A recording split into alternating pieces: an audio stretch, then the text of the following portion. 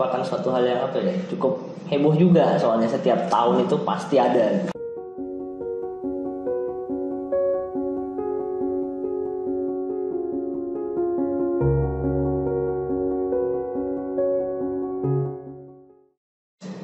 Halo, selamat datang semuanya. Selamat datang lagi di podcast GPU, Generasi Podcast Uhuy. Perkenalkan, saya Andrea Jati yang akan menjadi moderator sekaligus MC pada podcast kali ini. Oke, untuk podcast kali ini temanya adalah deindustrialisasi. Ini ditujukan untuk khalayak ramai, tidak hanya mahasiswa, agar semua tahu deindustrialisasi itu apa sih. Terlebih lagi di era globalisasi yang canggih ini. Oke, selamat pagi semua. Saya perkenalkan dengan Bapak siapa, Pak? Aulia Rahman. Aulia Rahman. Oke, Bapak. Oke, selamat datang di podcast, Pak. Gimana kabarnya hari ini, Pak? Iya, alhamdulillah sehat. Alhamdulillah sehat. Bisa melihat kondisi cerah setelah ini ya. Iya. Semester dan UAS ya. Iya. Mumpung fakultas mungkin lagi sepi ya, Pak. Anak-anak udah pada pulang gitu. Oke, gimana perjalanan ke sini tadi, Pak? Aman gitu? Aman. Oke. Jadi di fakultas tadi masih ada itu berkas-berkas segala macam gitu. Masih ada karena hari kemarin kita baru menyelesaikan penilaian ya. Oh iya. Untuk mahasiswa. Oke. Oke. Sebelum bahas deindustrialisasi lebih lanjut nih, Pak. Mungkin ini aja sih, Pak. Saya mau nanya-nanya aja di podcast ini, sebenarnya lebih lugas aja gitu. Nah, sebelumnya Bapak nih pernah dengar atau tahu istilah deindustrialisasi nggak, Pak? Kira-kira? Deindustrialisasi pernah. Dari segi ekonomi itu menurut Bapak sendiri nih, Pak, dengan deindustrialisasi itu yang maksudnya tuh apa sih, Pak, dalam konteks ekonomi? Penjelasan gitu. Iya. Jadi deindustrialisasi kurang lebih itu menyatakan bahwasanya di mana dalam perekonomian itu sektor industri ataupun yang berkaitan dengan industri itu sudah tidak atau ada penurunan kontribusinya terhadap perekonomian sebuah negara. Oke. Jadi kalau sejatinya kalau diibaratkan kalau industri itu adalah tulang punggung dalam perekonomian. Oke. Jadi kalau ibarat ekonomi itu adalah tubuh manusia, jadi industri itu sebenarnya menopang itu dia ibaratkan tulang belakang, tulang punggung. Jadi dia sebenarnya menopang perekonomian sebuah negara. Jadi kalau terjadi deindustrialisasi di mana perekonomian sebuah negara itu sudah tidak lagi atau kontribusi sektor industri itu tidak terlalu besar atau signifikan terhadap perekonomian, maka itu ada indikasi deindustrialisasi dan itu akan menyebabkan mungkin kurang lebih kelumpuhan atau mungkin pengurangan kapasitas perekonomian. Oke, iya, mengingat bahwa industri itu merupakan leading sektor yang memimpin banyak faktor-faktor yang menopang dan kemajuan ekonomi Indonesia seperti itu. Oke, pertanyaan selanjutnya, Pak. Jadi bagaimana proses deindustrialisasi itu mempengaruhi lapangan kerja dan tingkat pengangguran dalam suatu negara? Oke. Ini menarik ya terkait penyerapan lapangan pekerjaan ya. Sebelumnya saya ingin sedikit menjabarkan bahwasanya di sektor perekonomian terutama saya mau mulai dulu dari ini penyerapan tenaga kerja di industri. Industri itu sangat penting dalam menciptakan produksi di sebuah negara. Dengan adanya industri, di situ bisa menyerap tenaga kerja yang banyak. Jadi dengan adanya industri itu bukan hanya tenaga kerja yang diserap itu memiliki kualitas yang bagus. Kenapa? Karena rata-rata sebagian besar penyerapan tenaga kerja di sektor industri itu adalah pekerja formal. Jadi bukan pekerja informal. Nah itu jelas memiliki konsekuensi hukum bagi pekerja-pekerja. Kalau istilahnya kalau informal itu mungkin dia hanya sebatas kontrak atau part time atau freelance Kalau yang sudah masuk sektor formal kan dia bisa memiliki kepastian penghasilan pada jangka waktu yang panjang daripada sektor yang penyerapan tenaga kerja yang informal. Jadi itu industri itu bisa menyebabkan peningkatan jumlah tenaga kerja terutama yang sektor formal. Tapi kalau kita lihat di saat ini di konteks Indonesia secara umum, penyerapan tenaga kerja di sektor industri itu hanya berkontribusi sebesar kira-kira 16% dari total tenaga kerja di Indonesia. Jadi mungkin kalau dari tahun 2022 itu mungkin ya kira-kira kisaran 19 juta sampai 20 juta dari tenaga kerja. Nah itu sebenarnya mungkin itu perlu ditingkatkan lagi ya terkait sektor industrinya. Jadi agar tadi ada kepastian hukum di pekerjanya. Nah kemudian secara garis besar walaupun pengangguran di Indonesia itu ada penurunan, nah tetapi penyerapan tenaga kerja itu masih didominasi oleh sektor informal. Jadi ini perlu menjadi catatan juga. Jadi mungkin secara kualitas tenaga kerja mungkin perlu menjadi sebuah pandangan dengan ada peningkatan industri di situ. Berdasarkan data BPS juga nih Pak, PDB pada sektor industri atas dasar harga berlaku pada tahun 2022 di kuartal kedua senilai itu 877,8 triliun. Nah demikian kontribusi sektor industri terhadap perekonomian nasional itu sebesar 17,84. Dari total PDB yang senilai 2,82 triliun. Kontribusi ini merupakan yang terbesar dari sektor lainnya Pak. Nah, kontribusi sektor industri ini disoroti Pak sebenarnya dari data BPS ini di perekonomian nasional masih mencapai 21,57% pada kuartal pertama tahun 2013, sekitar satu dekade yang lalu gitu. Nah, namun kini hanya 17,84%, yang artinya kontribusi sektor industri menurun sekitar 3,73% persentase dalam 10 tahun terakhir. Nah, ini ada tanggapan Pak terkait ini Pak? Ya, ini menarik juga. Tadi sudah sempat disinggung bahwasanya industri itu menyumbang kontribusi PDB terbesar ya. Terbesar sekitar 17%. 17. Tapi kalau dari sisi penyerapan tenaga kerja itu memang dia kira-kira itu posisi ketiga. Jadi yang pertama itu sebenarnya adalah sektor pertanian, perikanan dan perhutanan. Itu yang menyerap tenaga kerja itu hampir mungkin kira-kira 25-30% dari tenaga kerja. Nah ini menarik. Nah sebenarnya dari sektor industri ini dengan sumbangsi atau proporsi terhadap PDB yang besar, sebenarnya kemungkinan harusnya bisa diikuti dengan yang lain. Tapi memang itu memang ada beberapa kajian atau analisis itu sendiri. Kita kembali lagi tadi terkait kontribusi industri terhadap PDB itu adalah memiliki rank pertama ya atau peringkat pertama terhadap perekonomian. Nah ini menarik juga. Tetapi kalau kita lihat secara data historis pertumbuhan perekonomian Indonesia secara rata-rata itu semenjak mungkin 8 atau 7 tahun terakhir kita hilangkan waktu Covid ya. Itu rata-rata itu pertumbuhan ekonominya itu adalah 5%. Jadi secara rata pertumbuhannya itu 5%. Nah ini sebenarnya kalau bagi negara berkembang itu masih sangat kecil ya. Tapi kita anggap itu 5%. Nah tetapi pertumbuhan dari sisi atau dari sektor industri itu hanya tumbuh kisaran 4%. Artinya pertumbuhan perekonomian Indonesia itu lebih tinggi atau sektor industri itu pertumbuhannya lebih rendah daripada pertumbuhan perekonomian di negara. Nah ini perlu menjadi catatan juga. Jadi di sini memang mungkin ya karena kontribusinya besar, tapi pertumbuhannya lambat. Maksudnya dia tidak secepat pertumbuhan. Ini perlu ada dorongan di situ, dorongan di pertumbuhan di sektor industri. Terus dan tadi ya dari data historis juga, dari data statistik juga, dari mungkin semenjak tahun sudah 10 tahun 20 tahun terakhir itu. Kontribusi sektor industri terhadap PDB itu ada penurunan Mas. Ya walaupun memang secara statistik itu besar 20%, tapi kontribusinya terus menurun. Jadi mungkin pada 20 tahun yang lalu ya pada tahun 2003 ya atau 2004 atau 2008 itu kontribusinya itu hampir 26 atau 27%. Nah, itu kontribusinya terus menurun.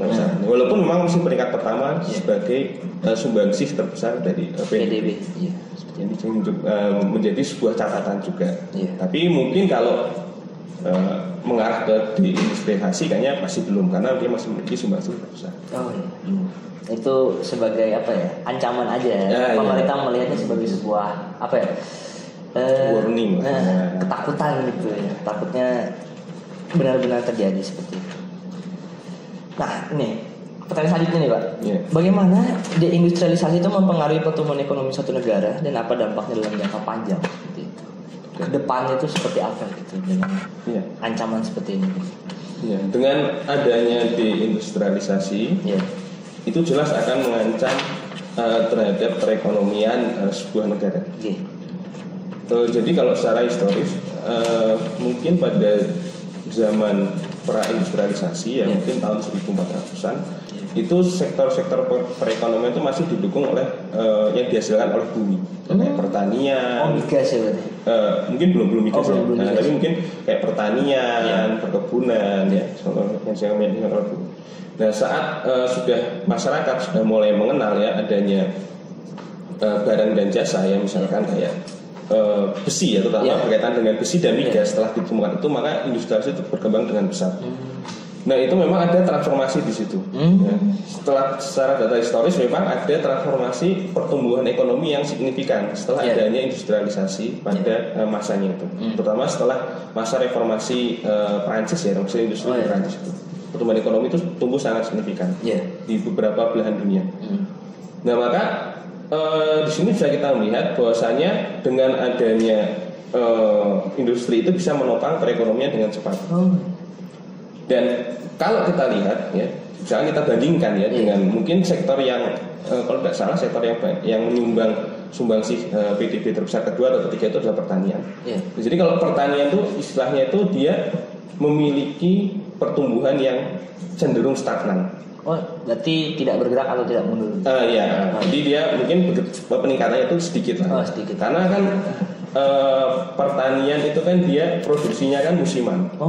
Jadi dia ditentukan oleh musim ya. Betul. Jadi dia memang tidak bisa kita sebulan ini dalam setahun misalkan kalau sudah panen 4 kali 4 kali, bisa kita nambah 5 kali. Mungkin kita hanya bisa melihat dari efisiensinya saja, misalkan meningkatkan prosesnya dari efisiensi. Nah, kalau industri itu bisa. Kita bisa meningkatkan produksi itu dengan kapasitas tergantung efisiensi dari input-input yang ada. Jadi misalkan setahun pabrik sendal itu bisa memproduksi 500 ton, dan itu kita bisa memaksimalkan menjadi 600 atau 700. Itu bisa. Jadi kita tidak tergantung kayak pertanian dan musim. Cuma kalau industri itu bisa kita maksimalkan.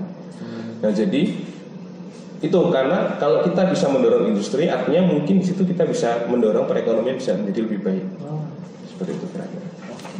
Iya, ini menarik juga sebenarnya Pak. Pada era Jokowi itu sektor industri juga itu belum mampu menjadi penggerak seperti itu. Nah, untuk meningkatkan nilai tambah ekspor industri, nah itu pemerintah di era Jokowi itu melarang ekspor barang yang udah diolah gitu. Jadi harus dia dari di dalam Indonesianya dulu diolah. Nah, itu tuh barang seperti ini ke biji besi dan lain-lain itu tuh harus diolah terlebih dahulu di Indonesia seperti itu. Baru diekspor, tidak boleh hanya sekedar mentah-mentah karena itu takutnya tidak menumbuhkan sektor industri di Indonesia seperti itu. Nah, terkait itu tuh ada tanggapan tidak? Ya, itu memang sudah menjadi isu umum ya.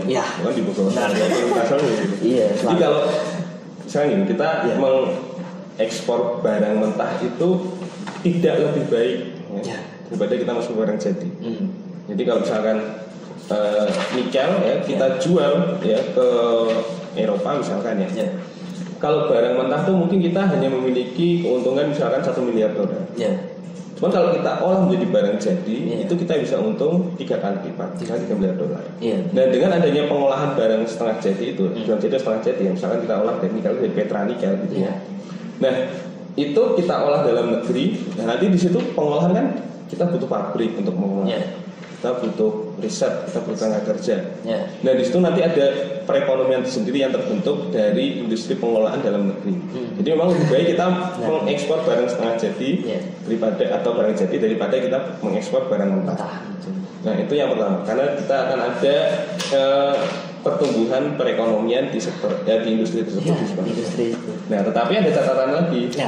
Memang negara-negara itu memang cenderungnya juga nggak mau dia nggak mau impor barang setengah jadi itu nggak mau, karena dia juga ekonomi atau industri negara itu mau tumbuh juga daripada dia mengimpor barang setengah jadi yang sudah diolah di negara asalnya. Mending dia ngolah dalam negeri, dia dapat harga lebih murah, kemudian dia bisa membangunkan perekonomian dalam negerinya. Nah itu nanti menjadi dilema. Nah kalau istilah dalam kebijakan Jokowi itu namanya hilirisasi. Oh hilirisasi. Ya, jadi hilirisasi itu adalah mengolah barang dari hulu ke hilir menjadi barang yang dihilir ini. Barang hilir itu artinya mungkin barang yang sudah siap mengena ke konsumen secara langsung. Sudah diproses. Ya. Betul. Ya ini menjadi sorotan juga sebenarnya karena apa ya? Ini menjadi persaingan juga di mana negara-negara lain yang kita ekspor gitu tuh emang menunjukkan apa ya? Sebuah sikap bahwa mereka juga ingin mengembangkan ekonominya mereka dengan mengolah barang mentah dari kita seperti itu. Iya. Merupakan suatu hal yang menjadi hal yang dinamis ya, Pak. Iya, sudah. Ya, itu memang sudah ini ya menjadi sebuah standar perdagangan. Jadi memang perdagangan internasional seperti itu. Jadi misalkan ini kita memproduksi pesawat terbang di Indonesia. Betul. Nah mungkin saya kurang paham ya. Cuman mungkin ya kira-kira ya. Mungkin dari pesawat terbang itu yang diproduksi di Bandung atau di Tangerang itu mungkin 70% komponennya itu impor. Oh impor. Jadi tidak dibuat di Indonesia karena sangat sulit. Memang sangat rumit kalau kita memproduksi dari hulu ke hilir menjadi pesawat terbang. Jadi memang harus ada komponen-komponen yang impor. Jadi misalnya kayak baut, nggak mungkin perusahaan pesawat terbang yang di lokal ini membuat baut sendiri. Karena membuat baut itu butuh riset yang mendalam biar kualitasnya bagus. Nah itu memang harus ada spesialisasi sendiri-sendiri. Jadi memang komponennya itu nanti dikumpulkan, kemudian didesain di Indonesia, dirakit di Indonesia. Bahkan mungkin kalau tidak salah tuh pesawat terbang di Indonesia mesinnya masih impor juga. Masih impor. Jadi memang itu sudah menjadi kodrat perdagangan internasional. Jadi kita memang saling bersosial agar ada barang yang masuk dan kita juga menjual barang yang keluar. Menjadi hal yang menarik juga ya. Dikaji seperti itu. Oke, pertanyaan selanjutnya nih Pak. Ini bagaimana tanggapan Bapak nih terkait industrialisasi mempengaruhi ketimpangan sosial dan ekonomi di suatu negara, khususnya di Indonesia aja lah, dalam lingkup pun provinsi atau mungkin kalau di Jabodetabek itu seperti Bekasi, Tangerang dan itu yang banyak sektor industrinya itu mempengaruhi sektor sosial di sekitarnya. Ini juga menarik ya karena kita tahu bahwasanya industri itu sebenarnya dia memang banyak menyerap tenaga kerjanya di sektor-sektor yang pekerja formal daripada pekerja informal. Nah dari sini kita paham bahwasanya saya agak kurang paham ya. Tapi kira-kira itu bahwasanya sektor formal itu bisa menopang perekonomian lebih baik bagi tenaga kerja daripada yang informal. Walaupun mungkin informal juga bisa income-nya besar, tapi kan dia tidak mempunyai kestabilan dalam pendapatan. Artinya mungkin dia karena freelance dan sebagainya, mungkin dia ada jangka. Faktor itu juga. Jadi itu menjadi penghasilan dari tenaga kerja di sektor industri itu bisa jadi lebih baik secara kualitas ya. Walaupun bukan mungkin secara kualitas, tapi secara kualitas itu akan lebih baik daripada sektor-sektor informal. Itu yang pertama. Yang kedua, dengan adanya industrialisasi ya, itu akan banyak masyarakat yang semula tinggal di pedesaan itu bermigrasi ke perkotaan agar dia bisa mendapatkan pekerjaan yang lebih baik ya, dengan masuk ke sektor industri, dia mengirakan itu pekerjaan lebih baik. Nah, mungkin kalau dia bisa terserap di sektor industri itu, maka jelas akan ada ketimpangan di perkotaan dan pedesaan. Kira-kira seperti itu untuk konsep ketimpangan yang mungkin bisa terjadi dengan adanya industrialisasi. Urbanisasi itu merupakan suatu hal yang cukup heboh juga, soalnya setiap tahun itu pasti ada. Makanya terkadang pemerintah ibu kota, khususnya Jakarta, Jabodetabek itu menetapkan peraturan dilarang membawa sanak saudara ke kampung. Setiap tahun itu sebagai warga Jabodetabek juga sekarang tuh mendengar hal itu gitu. Selalu ada peraturan dilarang dari wali kota Depok atau gubernur Jakarta. Itu sering terjadi hal-hal tersebut gitu. Nah ini sebenarnya menarik juga karena banyak dari provinsi-provinsi juga itu banyak mengembangkan sektor industrinya. Itu juga untuk menekan faktor sosial, tidak bermigrasinya masyarakat desa gitu untuk pergi ke kota seperti itu. Menarik ya Pak kalau untuk dipikir ya. Tapi yang menarik itu di sini bahwasanya sebenarnya untuk pembangunan pabrik ya. Nah pembangunan pabrik itu kan ada istilah kata itu ada 3 konsep. Oh, 3 konsep. Kira-kira ya 3 konsep lah. Ya. Kira-kira yang satu yang dekat dengan pasar. Oh, dekat dengan pasar. Atau yang melekat dengan tenaga kerja. Ya. Atau sumber daya. Jadi kalau dekat dengan pasar, itu dia bisa mengurangi biaya dari transportnya. Jadi misalkan misalkan ya pabrik gula atau misalkan Jakarta ini cenderung konsumsi misalkan kopi ya. Oke, kita bangun pabrik kopi di Jakarta, mungkin di situ kita akan kena cost atau biaya tenaga kerjanya lebih tinggi karena UMR lebih tinggi ya. Jadi tapi di situ kita bisa mengurangi atau pabrik itu atau industri bisa mengurangi dari transportnya. Transportnya bisa lebih murah ya karena dia dari Jakarta di Jakarta. Itu artinya industri dekat dengan pasar. Ada industri dia melekat ke tenaga kerja.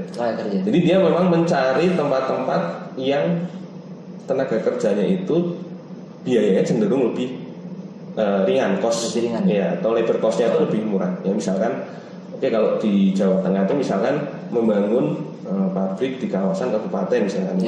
Nah itu kalau secara biaya itu UMR-nya lebih rendah ya, misalkan daripada membangun pabrik di misalkan Kota Semarang. Itu dia dekat dengan tenaga kerja. Jadi dia memang lebih baik dia melakukan menambah biaya transportasi daripada menambah biaya tenaga kerja. Nah biasanya yang hal-hal seperti itu yang nomor 2 tadi yang tenaga kerja itu biasanya dia adalah industri yang padat karya atau padat tenaga kerja. Dia yang industri yang butuh tenaga kerja banyak, kayak tekstil, misalkan pembuatan sepatu dan sebagainya. Kemudian ada yang ketiga, dia yang industri itu memang mengarah ke kedekatannya dengan sumber daya. Jadi source-nya itu dia, ya misalkan kayak industri gula ya, dia lebih memilih membangun pabrik di dekat tebu ya, misalkan perkebunan tebu. Nah itu dia lebih cenderung dekat dengan sumber daya ini. Itu 3 konsep itu memang memiliki kelebihan dan kekurangan masing-masing. Sosial ekonomi ini memang asik untuk dikaji gitu, luar biasa. Karena apa ya, sebuah pembangunan ekonomi juga gitu, masyarakat pendapatan per kapita meningkat dan kesejahteraan juga baik. Terlebih lagi biaya pendidikan yang makin tinggi ya Pak. Gitu. Jadi masyarakat juga kan mungkin apa ya, butuh penghasilan tambahan gitu, dan harapannya di sektor industri itu mampu memberikan kontribusi seperti itu. Nih pertanyaan selanjutnya nih Pak, apakah ada contoh nyata di industrialisasi yang signifikan dalam sejarah dan apa yang kita pelajari dari pengalaman tersebut? Di industrialisasi yang signifikan, kalau ini sebenarnya saya kurang memahami ya. Cuman mungkin bisa diindustrialisasi itu mengarah ke mungkin negara-negara yang dia dari sektor pertanian atau pertambangannya itu lebih baik. Jadi dia memang mengelola tambang, misalkan dia memang spesialisasinya itu di migas misalkan, atau mungkin dari pertambangan dan sebagainya. Itu kalau dia memang bisa spesialisasi di situ, atau dia sumber daya alamnya tinggi, mungkin dia ada mengarah ke industrialisasi. Mungkin di sektor tambang lah yang banyak memberikan kontribusi terhadap perekonomian daripada sektor industrinya. Bisa seperti itu. Tambangnya berarti. Iya, mungkin. Itu bisa memungkinkan. Tapi kalau sejauh pandangan saya itu kurang efisien dalam perekonomian. Karena mungkin terkait, mungkin dari produksi bisa ditingkatkan. Tapi harga itu kan pengaruh. Kalau dia memang memfokuskan ke pertambangan, artinya dia hanya menjual barang mentah. Dia hanya menjual barang mentah.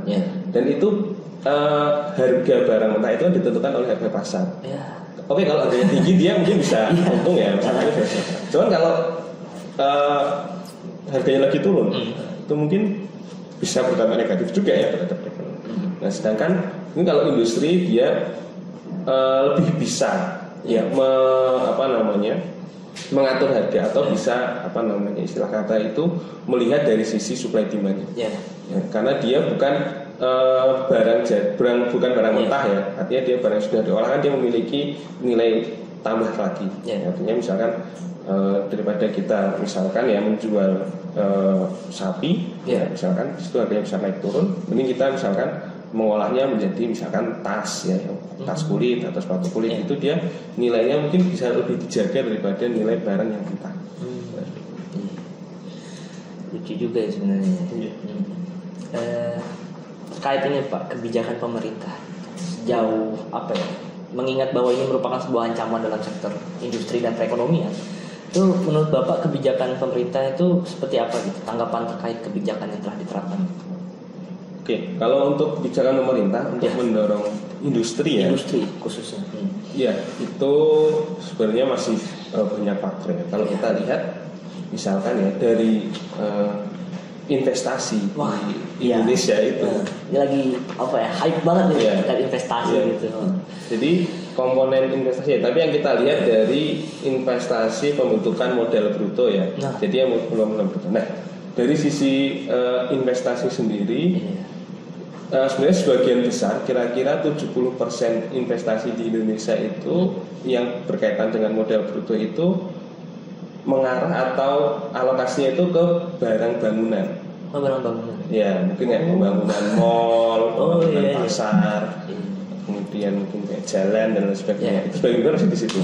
Sedangkan untuk barang yang berkaitan dengan teknologi atau berkaitan dengan industri itu hanya mencakup 9%. Yang berkaitan dengan investasi mesin, kemudian teknologi dan sebagainya 9%. Artinya di sini mungkin investasi itu aja masih ada timpang tinggi ya, antara yang bangunan dengan yang mesin. Karena kalau kita tahu bahwasanya berkaitan dengan mesin itu adalah meningkatkan efisiensi dari industri itu sendiri.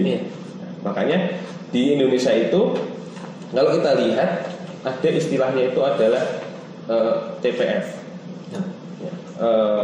total produk apa? Jadi total production factor. Jadi total TPF atau total production factor itu dia adalah menggambarkan terkait besaran input ya. Jadi bukan input modal atau terkait dari input yang ada di luar itu yang menggambarkan terkait output yang dihasilkan. Jadi TPF itu menggambarkan seberapa besar teknologi, kemampuan efisiensi dari sebuah produksi. Nah, TPF Indonesia itu cenderung negatif. Walaupun memang negatifnya tidak banyak ya. Jadi kalau tidak sampai -1, tapi secara rata-rata itu memang negatif. Nah, artinya di sini bahwasanya teknologi, pengembangan teknologi untuk produksi itu masih rendah. Nah, ini artinya perlu didorong oleh baik itu pemerintah ataupun pengusaha. Nah, tadi salah satu indikatornya tadi dari investasi itu sendiri. Yang berkaitan dengan tadi ya mesin atau barang produksi itu hanya 9%. Nah, ini perlu ditingkatkan karena industri itu memang sangat kompleks ya. Jadi dia perlu mengembangkan produk. Produk itu kita perlu riset juga. Riset Indonesia tuh R&D-nya tuh hanya 0,2% dari PDB dananya itu. Ya itu kan maksudnya itu memang perlu banyak ditingkatkan dari beberapa sektor ya, dari investasi, dari tadi TPF-nya, teknologi, dari R&D-nya. Ya, kemudian kalau kita lihat juga misalkan impor Indonesia itu selama hampir 30 tahun itu 70%-nya, kurang lebih 70% itu didominasi oleh barang baku atau barang baku atau barang pembantu. Nah, itu juga menjadi sebuah pertanyaan. Nah, karena seharusnya kalau kita ingin meningkatkan investasi, artinya impor-impor itu harus banyak didorong impor-impor mesin.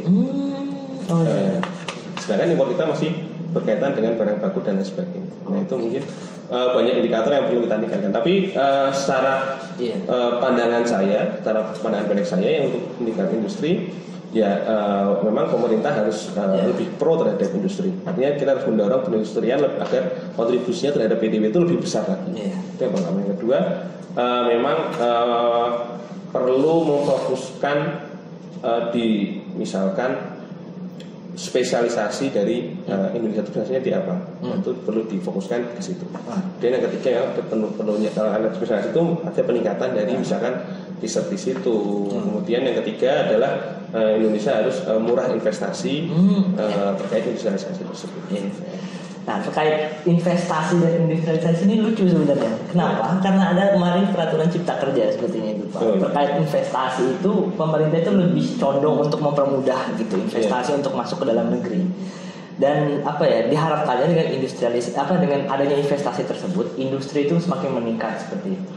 Nah, namun dalam realisasi nyatanya itu terkadang banyak kontra gitu terkait tumbukan antara bagaimana gaji labor dengan dengan terkait undang-undang tersebut itu banyak terjadi dan sering diprotes juga, bahkan terjadi demo ya kalau kita menilik ke belakang seperti ini.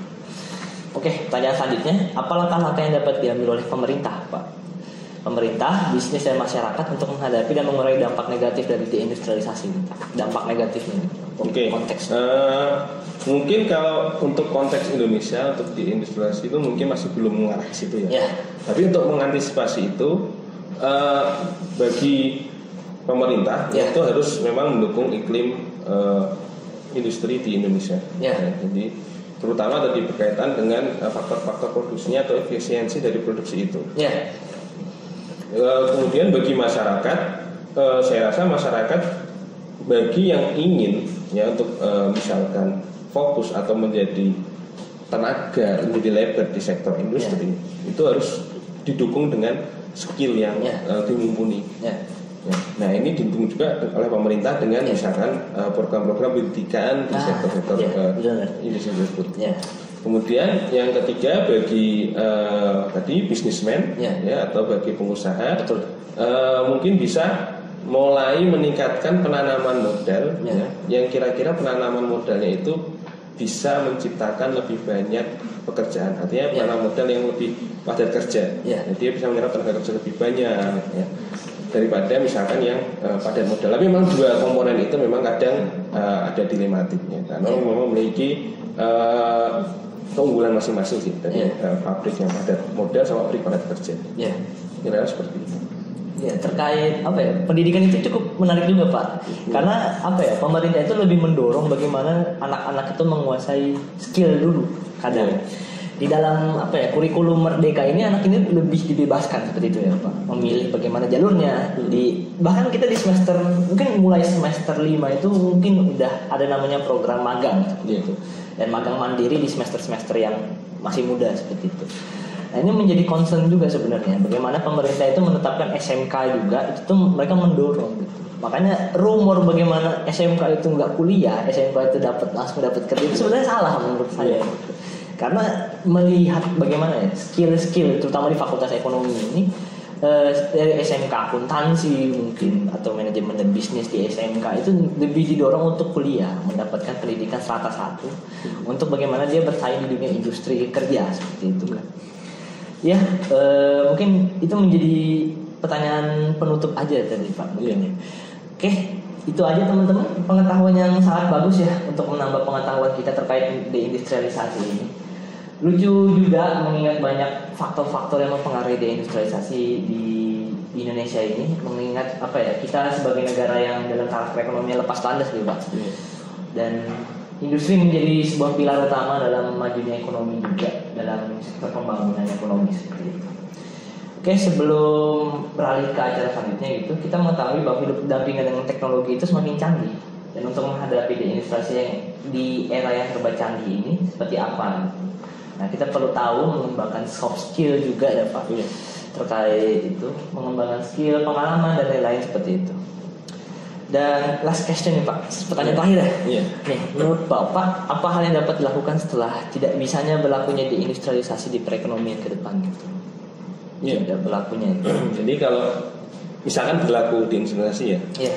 Oke, kalau misalkan terjadi deindustrialisasi sebenarnya itu sudah menjadi was-was ya, terutama bagi negara berkembang, karena negara berkembang itu sebagian besar penopang dari PDB-nya atau ekonomi itu ada industri.